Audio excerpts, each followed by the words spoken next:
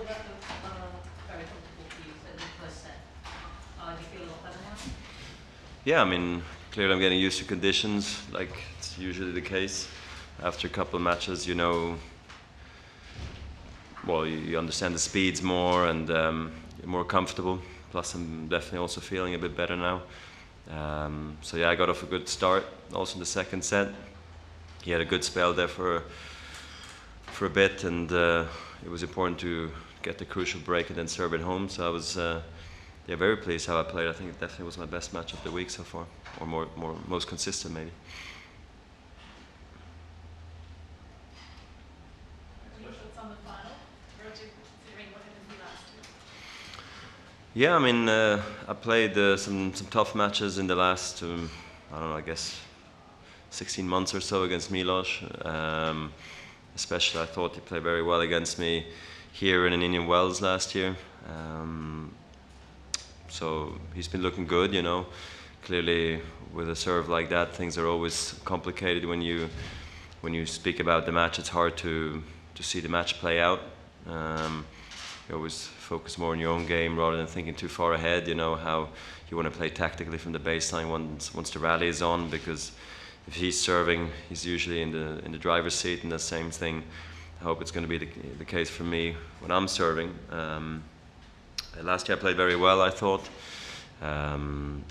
So we'll see how it's going to be this year, but I have a little smaller expectations maybe just because of the toughness of the week it's been. But still, you know, once in the finals, clearly you don't want to lose that one. And health-wise, how much better are you than when you started in the second round?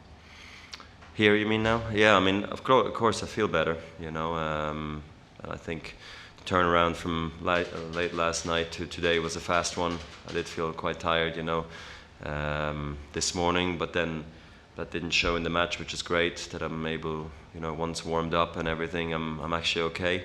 So I think it's good for me to have a bit more rest now before tomorrow's final. Is he one of the guys you like the least playing because of how big his serve is and how he doesn't give you rhythm?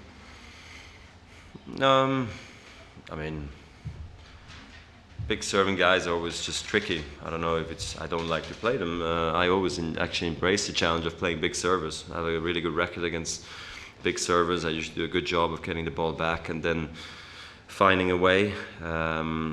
Sometimes it works, sometimes it hasn't, but I have no problems playing against him, but clearly I respect his game, and I think he's done a lot of progress in the last few years.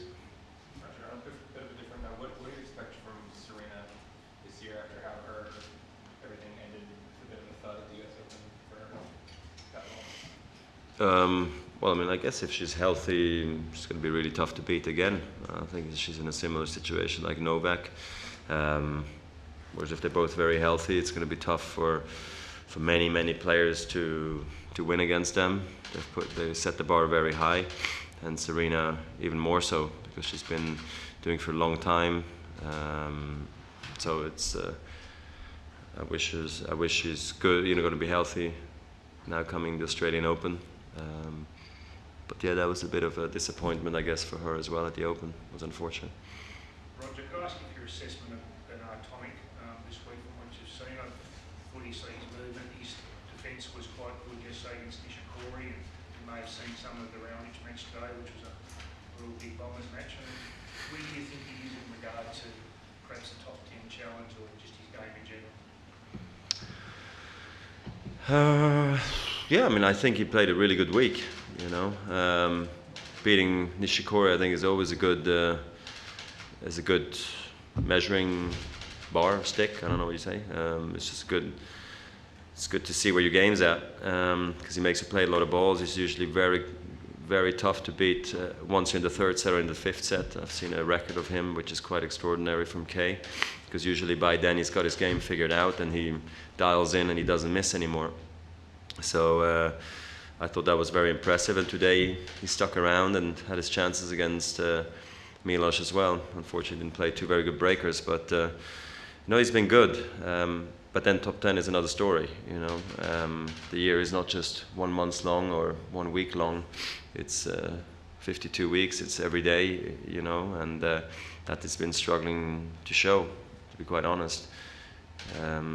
many seasons now in a row, we think or we've heard that top 10 is the goal and all that, and he's missed out on it by a long shot. So I think before speaking so highly, maybe, you know, it's good to take it to the next level, whatever that is.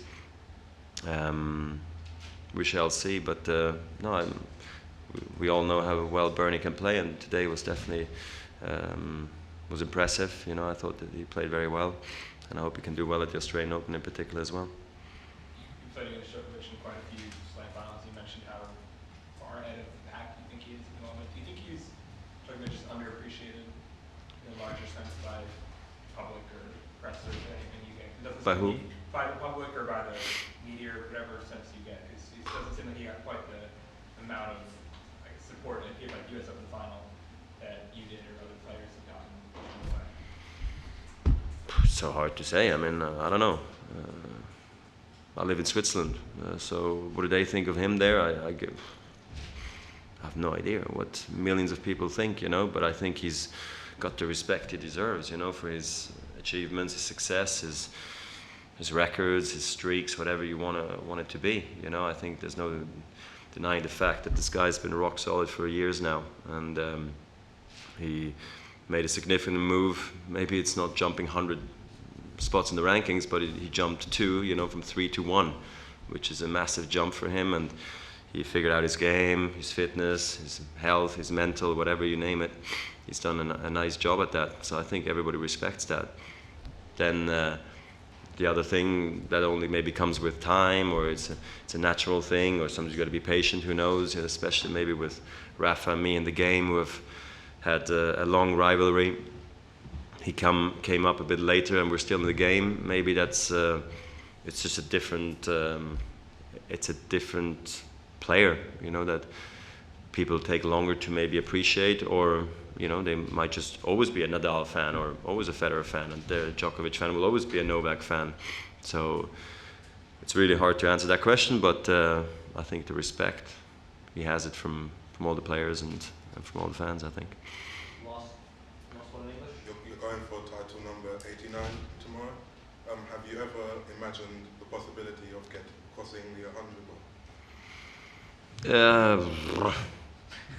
I mean, I thought you was going to ask me like an easy question. Do you think you were ever going to reach 88 wins or 89 wins? I thought no chance. But now that I'm at 88, you would think that maybe 100 is a possibility. You would, yeah. Plus, I've played very well, you know, now the last year and a half again. So all of a sudden, you could start thinking of it, but it's not a goal of mine really to like think of that right now. But of course, every title you win, you get super much closer, and it's exciting, and it's could maybe also motivate and inspire you to keep on playing or pushing harder, because I of course also look for things, you know, to maybe still achieve, and maybe one goal like this could all of a sudden become a goal, which right now it's not.